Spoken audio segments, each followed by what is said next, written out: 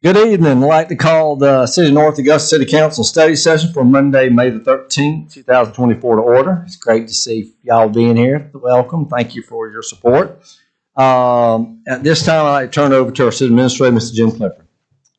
Thank you, Mr. Mayor. As per our practice, we got three major items. One will cover the agenda for next week's City Council meeting, which is fairly thin for next week. Next, we'll have department details. You'll notice Jamie Paul, our city clerk, is out today. Kayla Ferguson will be filling that role. And then lastly, we'll have under Mayor's Matters a focus item, and this will be a presentation that you all received at the offsite, which is from Kimberly Horn about the Georgia Avenue traffic calming events there. So with that, we'll just go ahead and move right into the agenda. And what you'll see is you've got two proclamations from the mayor, and then tying into that also will be formally recognizing Jason Pierce on his retirement from the City of North Augusta. And Jason was the school resource officer at North Augusta High School and has since departed and retired. So he had his farewell dinner with the department previously, but this will be his final recognition here in council chambers next week. And then next, under administration, we only have one resolution to debate, and that's resolution number 2024-24, which is a resolution authorizing the purchase of a trolley. And so the last city council meeting, the city council approved the ARPA resolution, ARPA number 12, and that allowed for some downtown development assessments and also for a trolley. And this trolley would be purchased through HGA buy. This is the program that we participate in with the Municipal Association. And so because of that, it's a cooperative purchasing agreement. And so that pricing is good through the entire year. And we'd be able to move forward on it this year with the intention of having a trolley replaced by the end of next year. So it's. Will that be a new trolley or? It'll be a brand new trolley. So just as a quick history lesson, the two trolleys that the City of North Augusta currently has were purchased used from northern states, and the northern states typically have road salt they put down during the winter months. And so one of our trolleys had significant undercarriage rust, the other one less so, but we wanted to get away from that problem. So this is not adding a trolley to the fleet. This is replacing our oldest trolley and least functional trolley. So again, our goal is to have two trolleys, one of which would be purchased through this resolution, and the second one of which would be potentially purchased through Capital Project Sales Tax 5, should that voter referendum pass in November. Can we see a picture of it by next week so we have an idea what it looks like? I'm not sure if I can have a picture for you next week, but I can. I know we're going to be coming back to you before we do the purchase order to talk about the color schemes. Okay. So we don't end up having like a psychedelic looking trolley here, like that. So we'll have some quality control on that. I'm assuming trolleys have changed over time since the ones we bought. So I didn't know if it was going to look the same or. It'll look very similar. No, the key thing that we're wanting to add is the American Disability Act ADA requirement to the trolley, so we can have a wheelchair lift. So that's certainly something that we're going to have. And I believe this trolley is going to be a gasoline-powered trolley, not a diesel. Again, just from a cost perspective, that's something that we're looking to have done. Yeah. Big problem with the other one, that diesel. So that's great as gas. How long will it take for the trolley to come in? 6 months, a year? Yeah, based on the media feedback we've had from the manufacturer, councilman, we're probably looking at a 12 to 16 month lead time. So better than fire trucks, but shorter or longer than getting a Chevy Tahoe. So somewhere in between there. So we'll retain the two existing trolleys that we have until such time as this trolley arrives, in which case we'll take the oldest trolley, put that on Gov Deals, and get that out to somewhere even maybe south of here. Maybe Key West can use it or something. I'm not sure. But that's all we would do with that. So subject to any of your questions, that's the items for debate for next week on the agenda with this trolley. And with that, I'm going to punt this over to Kayla, and she can introduce staff for their department details. Up first, we have Linda Williamson with Finance. Good evening, Mayor and Council. Updates for finance are that Cycle 1 will have their disconnect dates May 15th and 16th, and then Cycle 2 will have a due date May 20th. And that's all I have for y'all tonight. Next, we have James Sutton with Public Services. Mayor, Council, want to update you on the grant that the city received from the South Carolina Department of Health and Environmental Control. Received a $32,860 grant to purchase mosquito spray equipment and chemicals. That will go along with our program where we're going to go ahead and start spraying throughout various areas of the city on May the 22nd through October 23rd. The truck will travel through various areas and spray early in the morning. If anybody's wanting to report mosquitoes that's at their properties, they can do so by calling 803-441-4240. Moving forward, the DOE transfer station support, building and parking lot. We are going to order the survey this week of the property, and the engineering department is committed to doing the construction site plans for us. So we hope to get that into the administrative stage and hurry, get it quickly moved into the construction stage. Thank you, James. Up next, Tommy Paradise with Planning and Development. Mr. Mayor and Council, the Planning Commission will be meeting this Wednesday, and that's about my full report. Next, we have Chief Junior Johnson with Public Safety. Good evening. This past Saturday, we had a Touch a Truck event. Public Safety held it at Victory Baptist Church. It was well attended. We had wonderful weather, and hopefully we can turn that into an annual event. It turned out so well. We'll be working on that, see what we can do. Also, last week, Captain Hayes and myself completed Local Government Leadership Institute. It was a year-long program which allowed us to know more functionings of local government so that we can get along well and understand where all the other directors are coming from when they're trying to accomplish missions as well. Very good. Thank you, Chief. Next, Rick Meyer with Parks and Recreation. Good evening. Spring sports update. After a nice dry April, we've run into a little bit of rain in May, which is good for the grass, but can be tough on the ball fields. But just want to brag on our maintenance team a little bit. They push a lot of water and do an outstanding job of getting our fields ready to play after these lengthy rains we've had. And we've actually playing ball tonight. So bragging on those guys for a little bit. Appreciate their hard work. This Wednesday evening at SRP Park is Parks and Recreation Youth Night. Our players and coaches will be admitted free, and they will be a part of a pregame parade on the field at 6:15. Friday, May the 31st, say that date, will be Splash Day at Riverview Park, 11 a.m. to 2 p.m.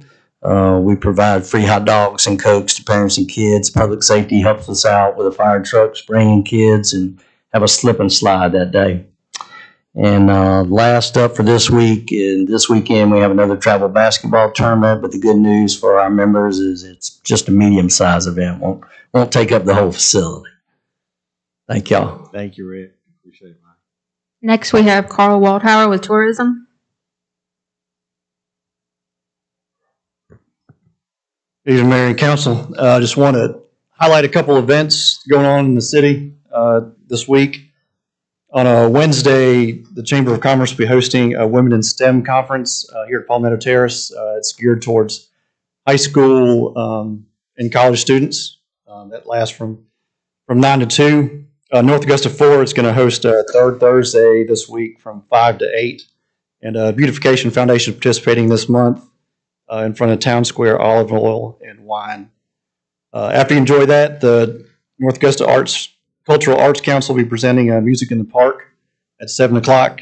So after you enjoy third Thursday, trickle down toward the community center, and the Wayne Hoey Big Band will be playing there.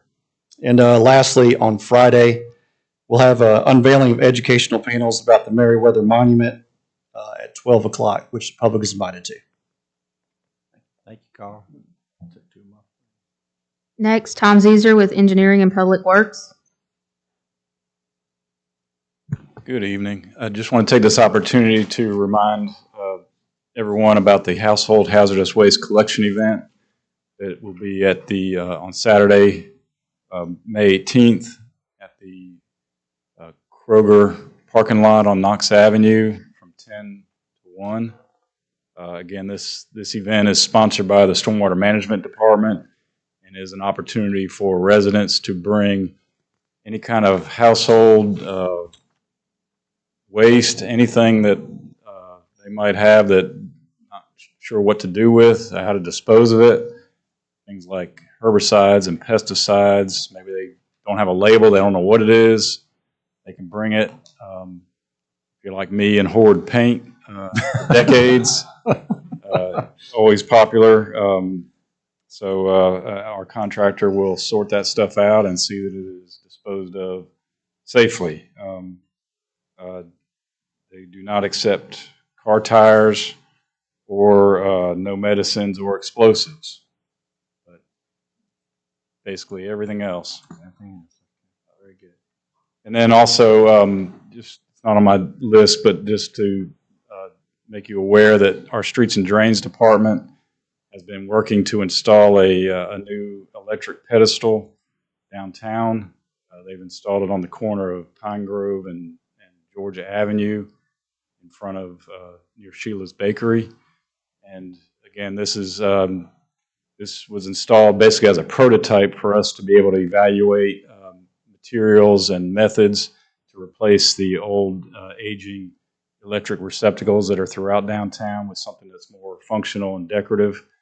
And we will be installing lights on the tree near the receptacle. And again, this is just an opportunity for us to evaluate different materials and ways to add some new decorative lighting downtown. So that we will be illuminated Thursday evening, this Thursday. Tom, thanks for all your And efforts. so again, I appreciate any feedback. If you see anything that any recommendations or something you'd like to see differently, please let myself or JD McCauley know. Thank you, Tom. Lastly, we have Kayla Ferguson with Human Resources.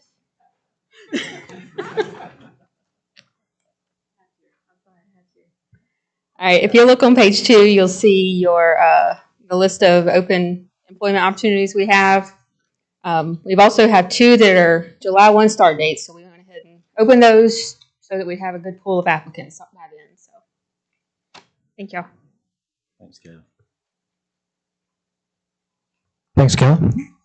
We'll move on to our third item under focus items, and I'm going to turn it over first to our planning director, Tommy Paradise. Mr. Mayor and Council, Joe Robertson with Kimberly Horn did our George Avenue traffic calming study for us. As you know, took about a year for us to get it through.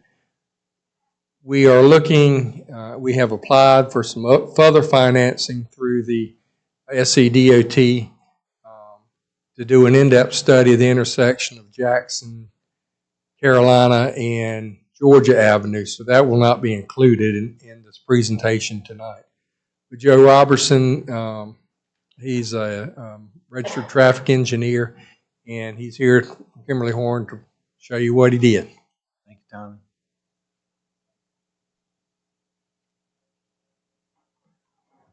All right. Good evening, Mr. Mayor and Council. Glad to be back in front of you all tonight. Good to see you.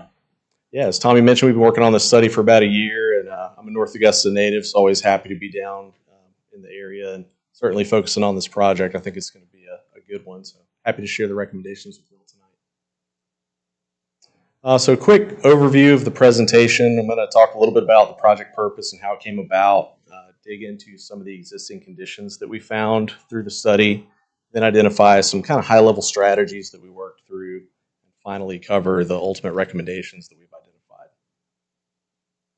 So, as I'm sure y'all are aware, kind of the genesis of this project came out of the 2021 comp plan that y'all prepared. And just to read that, it's to develop a long-term vision and strategy for Georgia Avenue to function as North Augusta's vibrant, pedestrian-oriented main street. I think we can all agree that downtown North Augusta is a beautiful historic area, but it's also got a 4-lane undivided US 25 roadway that cuts right through the middle of it. So certainly a lot of room for improvement to make it a little bit safer and more comfortable for folks as they're walking or biking and enjoying the area with all the traffic that's going up and down Georgia Avenue. So to work towards that vision, these are the project goals that we developed. Certainly we want to identify through this study and come up with recommendations for improvements specifically related to pedestrian and bicycle modes, as well as strategies to help slow down traffic as it is going through Georgia Avenue in downtown North Augusta. Secondly, taking those projects and ranking them based on their cost, effort, impact, and feasibility. And then finally, as Tommy kind of mentioned, identifying some of the alternate funding sources to help get these improvements built and in place. So just a quick overview of the study area. We looked along Georgia Avenue from the river all the way up to Martintown Road, but really the primary focus area that we dug into was the downtown area. So specifically, we looked at these intersections you see here on this slide. As y'all know, there's 3 signals within the study area at Center Street, Una Vista, and Spring Grove, several other stop sign intersections up and down Georgia Avenue. I've got the little inset there that you can see with the marked pedestrian crossings there near Pine Grove at the Pink Dipper and that location. Certainly some room for improvement there, which we'll get into in some of these later slides. So as part of our data collection efforts, we collected speed data to try and see what traffic is currently doing going up and down Georgia Avenue. So each of these locations, we had our data collection vendor gather 24 hours of actually 2 days worth of speed data back in August of 2022. So from a traffic engineering standpoint, the posted speed limit through downtown is about 30 miles per hour. Typically, if you see your 85th percentile speeds 5 miles per hour or greater than the posted speed, that indicates that you have a speeding issue. So what you can see here is on the southern end near Center Street and south of Clifton, you got 43 and 37 miles per hour. So traffic is traveling a little bit faster, either coming across the river into downtown or as they're leaving downtown headed towards the bridge. Then it slows down generally in the the heart of downtown area until you get back up towards Jackson Avenue, and then it starts picking up again. Now, this doesn't mean that there's not the occasional person that's traveling 45 plus through downtown during the day, but it's not the occasion. right. But what this is saying is that 85% of the traffic is going at those speeds or less. So we also collected daily traffic volumes. So as you can imagine, the highest volume of traffic is on that southern end closest to the river. We had 25,000 vehicles per day, which is what these numbers are representative of. You can see traffic kind of drops off as you head into downtown as folks filter off onto the side streets. Certainly a lot of folks are turning from Center Street down towards the river or going over to West Avenue. More drops off at Clifton, and then a big drop once you get past Buena Vista. And then as you get through downtown, it starts to pick up again as you head north towards Martintown Road. As part of this study, we did forecast into the future. So we worked with Tommy and the planning department to come up with an estimated growth rate within the city. Based on the data that he provided, it looks like the city's been growing at about a rate of 5% per year over the last handful of years. So taking that and assuming that it's going to continue to grow at that pace, we looked forward about 10 years into the future. And so you can see here the numbers get pretty significantly larger. If everything continues to grow at that rate and everyone continues to drive up and down Georgia Avenue as a primary route, traffic volumes could be upwards of 40,000 by year 2033 on the low end, and certainly in the 30,000s through downtown. We also looked at crash and safety data as part of this analysis. So this is a zoom in of the downtown area. Maybe a little hard to see at this scale, but each dot represents a crash. The yellow dots are angle crashes. The red dots are rear ends, which are kind of the two most common. So as you can imagine, with on-street parking and a 4-lane undivided roadway and some traffic signals through there, there's a decent amount of angle crashes and rear end crashes that have occurred. It averaged out to about 50 crashes per year during the years that we looked at. The good news is most of the crashes were property damage only, so fender benders, but there were some injury crashes that were reported during that time period, including 3 bicycle and pedestrian crashes that are noted on the slide here. This graphic shows the same information, just at more of a heat map level to really highlight where the hot spots along Georgia Avenue are where crashes are occurring. So as you might expect, Buena Vista Avenue with the traffic signal, there's a lot of traffic going through there. A lot of crashes at that location, certainly on the north end with Martintown Road as well. And you can see a couple of blips as you get up between Pine Grove and Spring Grove with the on-street parking and folks, turning to get to and from parking spots or backing out into traffic and whatnot. We also looked at a traffic capacity analysis. So for 2022, which is the year we gathered the data, overall traffic flowed fairly well during the peak hours. There's a couple of spots where there's a little bit of delay in there. You can think of these in terms of school grades, with A being the best and F being the worst. So is there a question? Okay, yeah. Yeah, A is good, F is bad. The good news is there was no Fs that we highlighted here. There was a D up at Pine Grove, which that's a stop sign on the side street. So during those peak hours, it can take folks a little bit longer to make their turn from the street onto Georgia Avenue. We did hold a property and business owners workshop back in 2022. You can see the picture here. We had nice big maps printed out, and we had the property and business owners come in and kind of talk to us about what their concerns are and what they wanted to see come out of this study. So they wrote down some notes and put down some stickies on there. We also had some surveys that folks could fill in and send us their thoughts from that perspective as well. So a lot of the concerns that we heard from the property and business owners were related to on-street parking. There's the angled parking along Georgia Avenue. I think a lot of folks find that if there's open parking, it's fairly easy to pull in. Then when you go to back out into oncoming traffic and you do have the folks speeding along Georgia Avenue, it can become pretty risky and pretty uncomfortable. There was some concerns regarding the potential reduction of parking that could come out of this study based on the recommendations. Delivery trucks was another concern. Beyond the parking concerns, there was also a desire for improved ped crossings and streetscapes, and they noted the speeding issues as well. We also held a public engagement workshop about a month after the business owners meeting. Had a pretty good turnout for that one. It was basically a similar meeting where we had the printouts and talked to the public about their concerns and questions.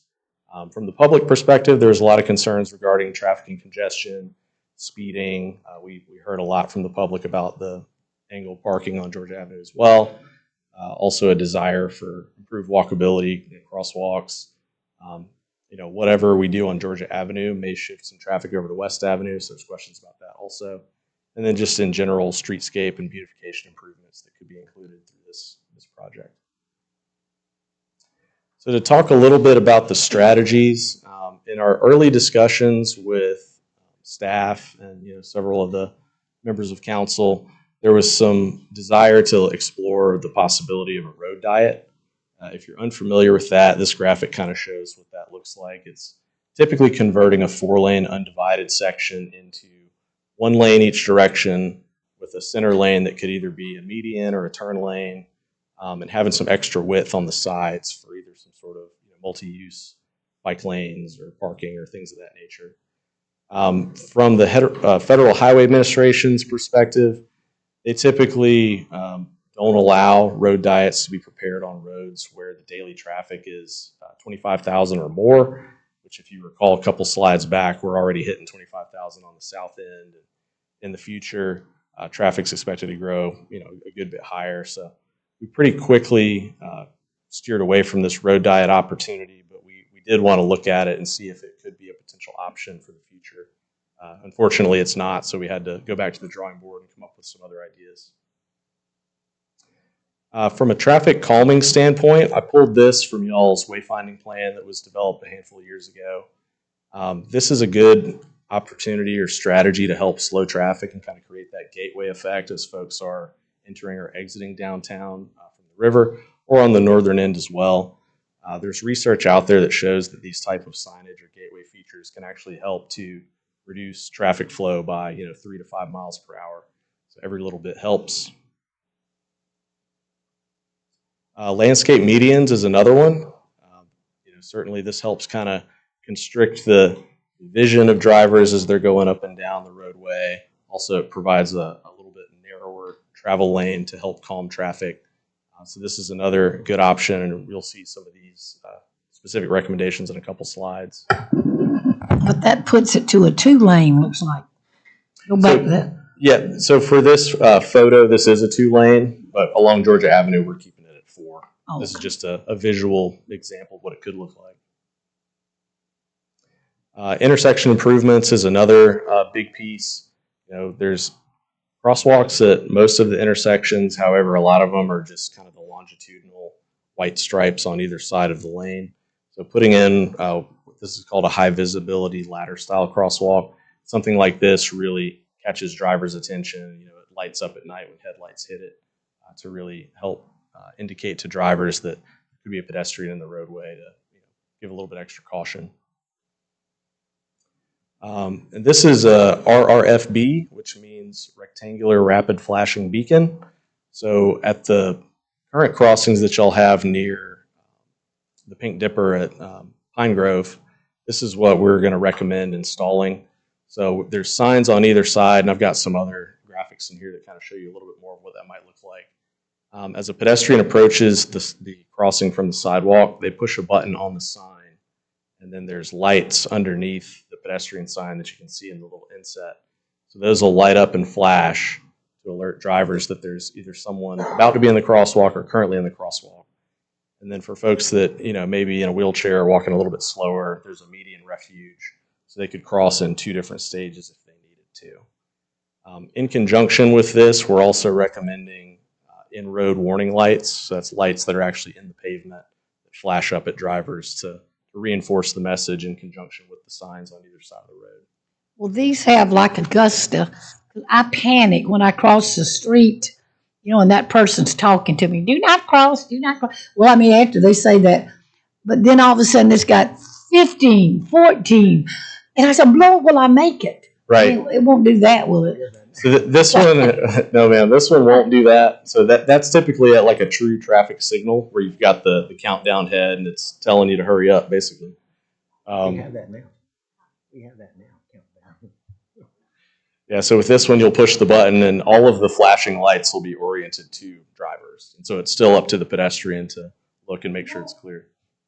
Just like at our greenway, when somebody's crossing Pisgah and the flashing light starts, so to start stopping because there is even though you might not see that person. Right. Will that be at a flashing light to let the traffic know there's a pedestrian coming? Yes, ma'am. Okay. Yeah, once they push the button, it may take a second, but then those lights start flashing. It'll certainly catch the driver's attention. There'll be 3. Not to be blind if they don't see it. So now kind of getting into the meat of the recommendations here. I know there's a lot going on these graphics, but I'll try to walk you through these as best I can, and feel free to jump in with any questions.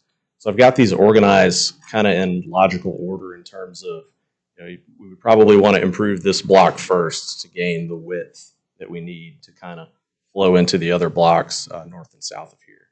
So this is Pine Grove Avenue to Spring Grove Avenue. You can see there's already a little bit wider travel lanes through there. When you've got a big wide travel lane, you feel it's much more encouraging to drive a little bit faster than you should maybe. So what we're recommending is to narrow up those travel lanes and then take the angled parking that we heard a lot of concerns about and convert that to parallel. By doing those 2 things, you gain enough width that then you can add the median down the center of the roadway. So this certainly helps constrict the lanes, kind of give that visual tunneling effect to help encourage folks to drive a little bit slower. This could be concrete median, it could be some short shrubbery planting type things, grass, things of that nature. Really, all that could be kind of worked out later on when we get to the design phases. But the median is kind of the biggest piece of this one. You can see at both intersections, we recommend those high visibility ladder style crosswalks to really gather the attention of the drivers and really highlight, hey, this is a crosswalk. There's probably a pedestrian that could be here. You can see at Pine Grove, we've got the 2 RRFBs that are replacing the crossings that are there at the Pink Dipper today. So bringing those more up to what we showed on a couple slides ago. I think what else is on this one? There's certainly a lot going on. Moving the curb ramps, the little pink squares that you see on the 4 corners is the new ADA curb ramps for folks getting down into the crosswalks and being able to cross the street and so on. Joe, let me ask you, so let's go back to the median. So the green there is just green, saying that could be like for a low planner? I mean, as far as, okay. Yeah, and this is all conceptual level. Right. So we had that as green. The rest of it we showed as white. At this point, assuming that it's probably concrete or some kind of, low. I think one of the things we ought to consider is not all of it, but more of the low planner as far as with the greenery, I think makes sense with the visual. So I don't know what that looks like, and which is conceptual, but I prefer a little bit more of that than just the concrete. Sure. You know what I'm saying? Well, I was going to agree, but is it possible to put trees in that median as well? That's something that we'd certainly have to explore and discuss with SCDOT, with it being a 4-lane divided roadway through downtown. The concern is if folks start hitting the trees, what does that look like from a maintenance standpoint? And then B is the type of tree that you put in. If it becomes too big, then it can become a hazard of its own. It's something that we can discuss. Some headaches coming.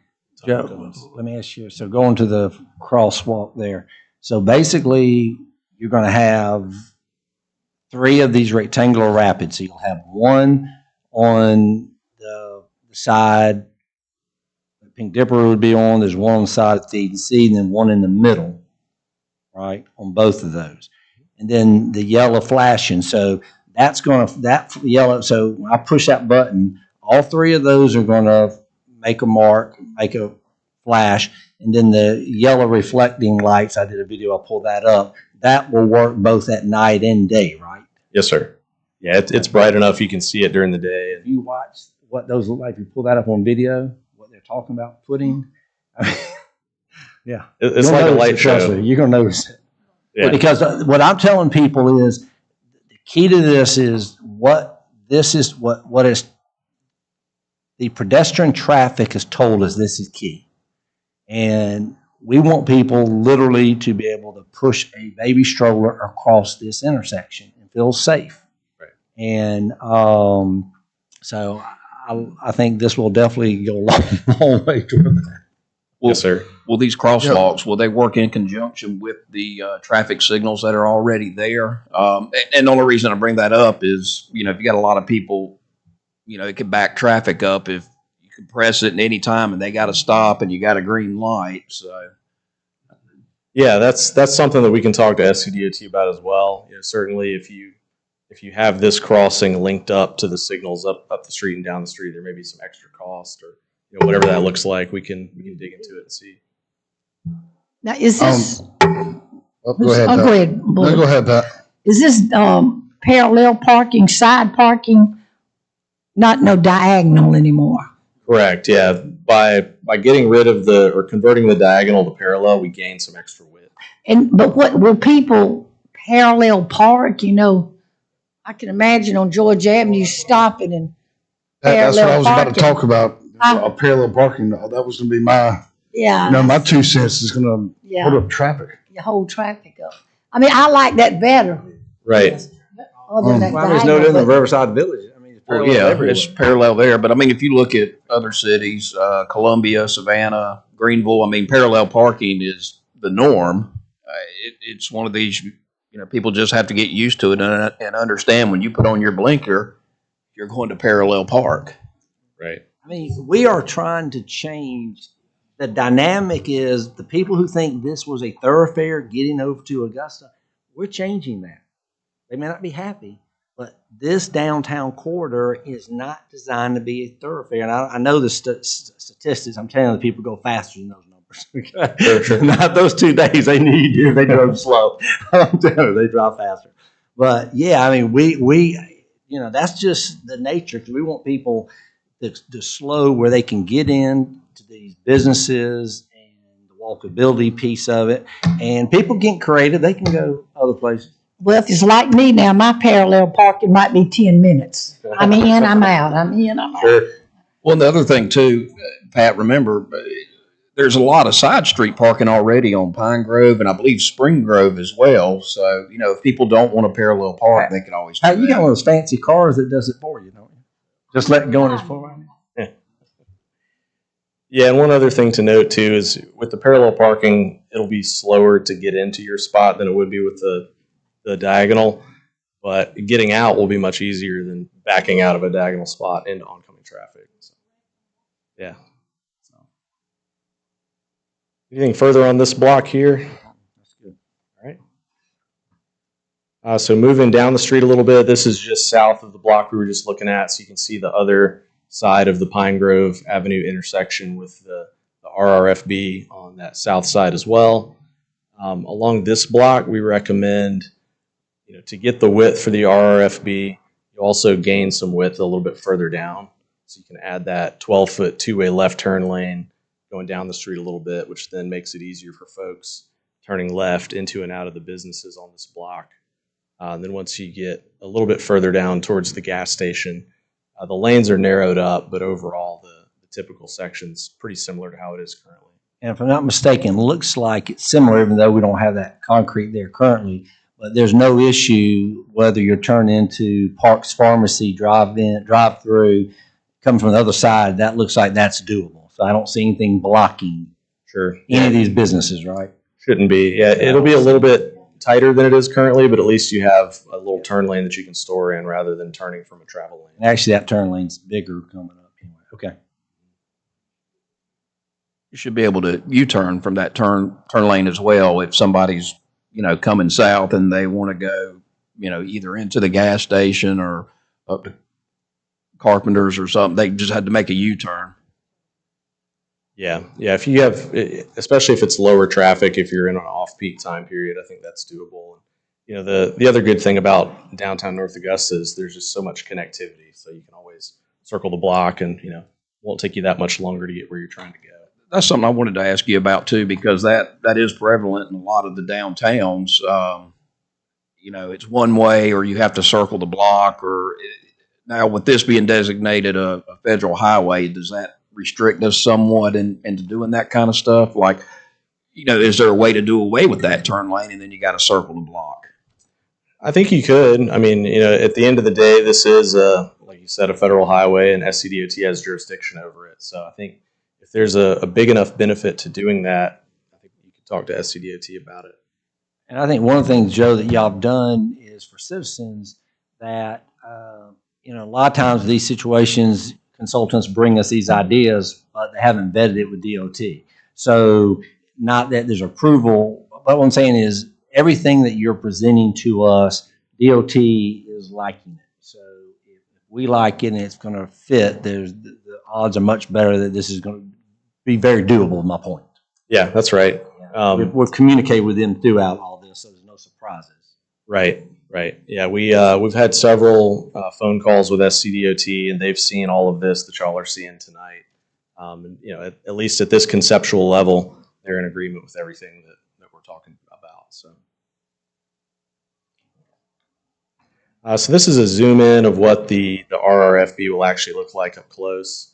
You can see there's, as you're coming from either side of Georgia Avenue, there'll be two signs facing you on the near side, and then another one on the far side as you're going up. If a pedestrian pushes the button at any one of these four corners, all of those signs are going to light up in their respective directions. With these crosswalks being so close, you wouldn't want to have push the button on one and only it lights up. So this whole thing is going to be a connected, coordinated system. You can see the sign. That's kind of a little bit closer up view of what the sign will actually look like. It's got the solar powered panel on top that powers the lights. There's a push button just like you see at any other signalized crosswalk, and then there's the lights underneath the sign itself that'll alternate back and forth flashing. On the lower left, you can see the little image of the puck, the hockey puck looking device. That's what actually goes down in the pavement, and it flashes up at drivers to reinforce the flashing lights on the side of the road.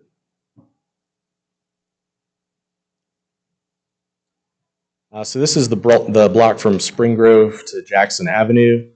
With the width that we've gained on the block to the south by adding in the median and narrowing the lanes, converting the parking, we continue that width as we move up to the north. This is the block between the churches. So by gaining that width, we recommend striping this as a two-way left turn lane. So that makes it easier for folks turning to or from the driveways on this block. It is currently a little bit tighter typical section through here. So the blue lines that you see on the drawing, that's actually a little bit of widening that has to occur. So it's moving the curb lines back to be able to get all that to fit. But by doing that, it keeps a more consistent width and section as you go all the way through downtown. And what is that no turn on red? So that's a no turn on red. I think it was a sight distance concern that our roadway designers picked up as they were doing this. So, if you go right on red with the way the pedestrians are crossing right there, it could create a safety issue. So that was just a no right on red sign that they recommended putting in. The one problem I see with this is if you're coming south, trying to make a left turn on the Spring Grove, because there's the elementary school back there, and that it needs a turn lane. Yeah, it would. Yeah, no, I think that's a valid point. And I think it's something that we could look into instead of having that as a two-way left turn lane. Put in an exclusive left turn.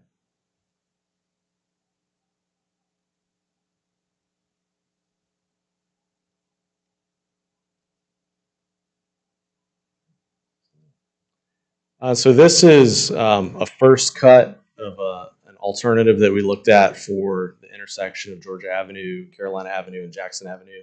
As you all know, you've got a couple different angles all tying in, and then there's also the church driveway across the street as well. Currently, Carolina and Jackson pretty much converge at the same point on Georgia. So what we did is we tried to, within the existing pavement lines that are there, try to get some separation between Jackson and Carolina, realign Carolina to get a little bit better angle to help slow traffic down. I think a lot of times folks, as they're coming down Carolina and making that right turn, you do the quick look over your shoulder and then just keep on keeping on. And so in the morning, it's a very heavy right turn lane coming down Carolina onto Georgia. In the evening, it's a very heavy northbound left going from Georgia back to Carolina. Looking at the safety data, there was a lot of rear end crashes as folks are trying to make that left turn while sitting in a through lane. So we came up with this option, which adds a northbound left turn lane. It realigns Carolina to get some better geometry and closes in a lot of the extra pavement that's there today that really kind of encourages that faster driving. Certainly there's still some room for improvement with this option, which is what Tommy mentioned when he was speaking a few minutes ago.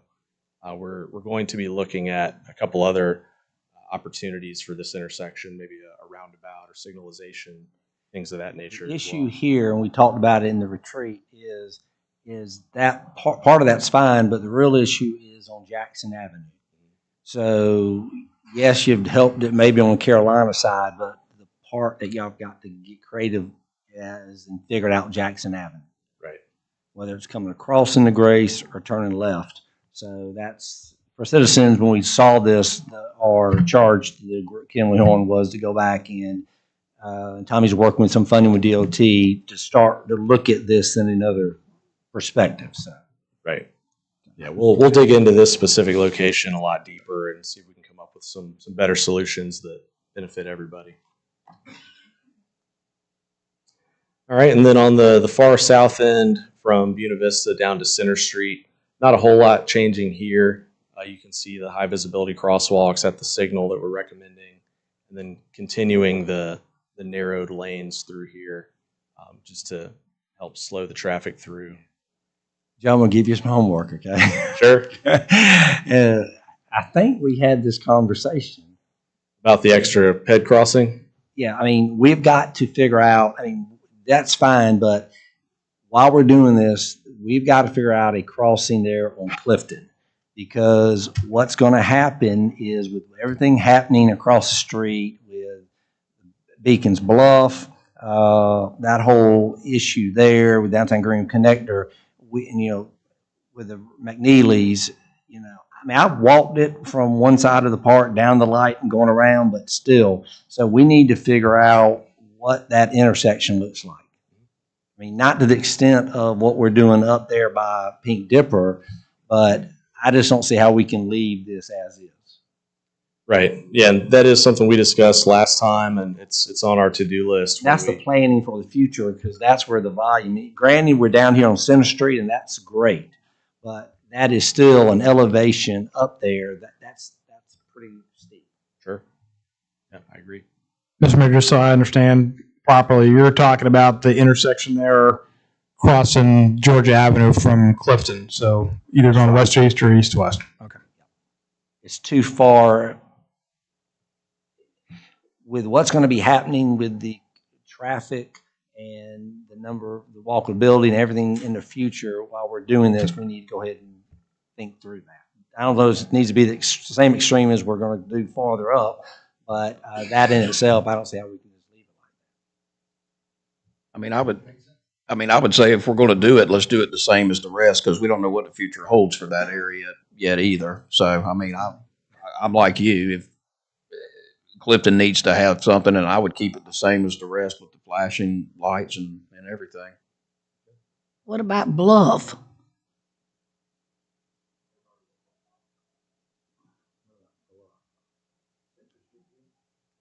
I mean, Clifton's up a little higher. Bluff is. Yeah, I know, but Bluff is its own street. You've got the crosswalk there. You got a crosswalk there. Okay. We just need some options on that. Sure. Yeah, I totally agree, and yeah, we'll bring that down the money. We'll bring that up next time we're talking to SCDOT.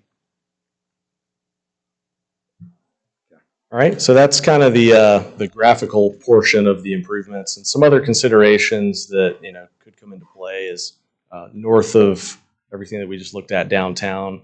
There's certainly some extra width on the lanes up there as you move towards Martintown Road. So some paint and median striping along that stretch of Georgia Avenue could help get a little extra separation of traffic flows.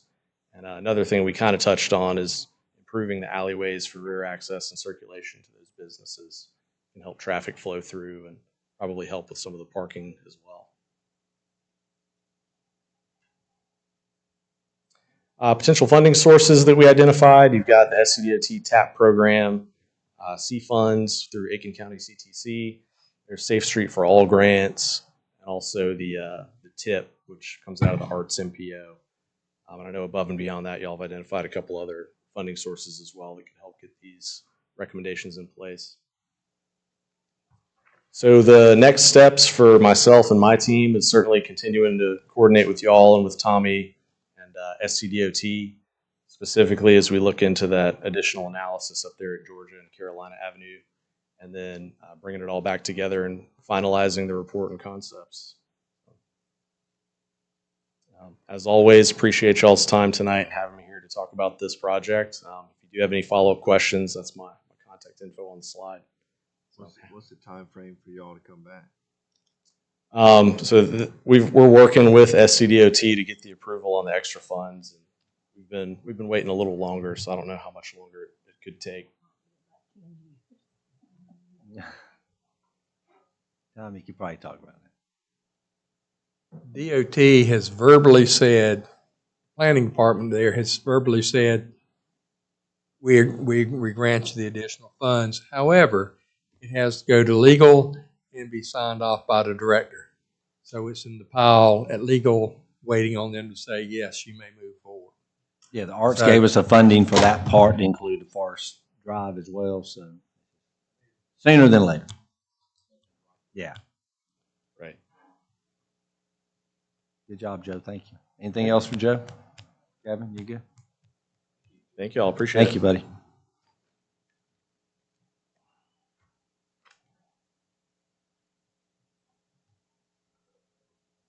Mr. Mayor, that's all I have from the staff today. Okay. Carl kind of highlighted a couple things. Just want to hit again, third Thursday. A ton of stuff happening. A number of the merchants have got musicians. So the weather, just a lot of things happening third Thursday. You need to be there.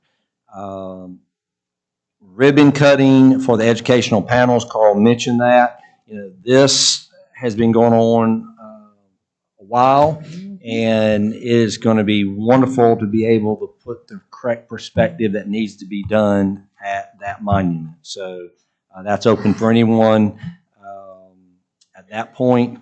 And then just let y'all know, North Augusta Boys golf team, they're in second place after day one of the state. So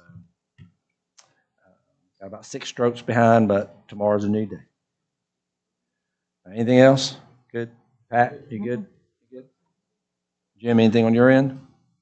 All right. Thank y'all. We stand adjourned.